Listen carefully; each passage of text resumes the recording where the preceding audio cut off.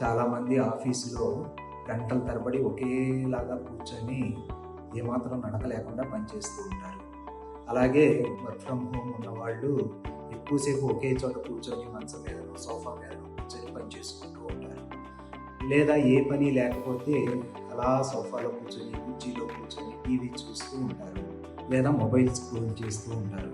వీళ్ళందరికీ మోకాళ్ళ దగ్గర మూమెంట్ అనేది లేకపోవడం వల్ల మోకాళ్ళ చుట్టూ ఉండే కండరాలు బాగా బలహీనంగా అయిపోయి ఏమాత్రం మెట్లెక్కాలన్నా కొంచెం ఎక్కువ దూరం నడవాలన్నా మోకాళ్ళు నొప్పి వస్తూ ఉంటుంది. కానీ నిజం చెప్పాలంటే నడిస్తేనే మోకాళ్ళు లూబ్రికేషన్ అనేది పెరుగుతుంది. అలాగే మోకాళ్ళ చుట్టూ ఉండే కండరాలు బాగా బలంగా ఉంటాయి. మనకు మెట్లెక్కడానికి కానీ, ఆటలాడటానికి కానీ, పరిగెత్తడానికి కానీ, నడవటానికి కానీ ఈ కండరాలు అనేవి చాలా ఉపయోగపడతాయి.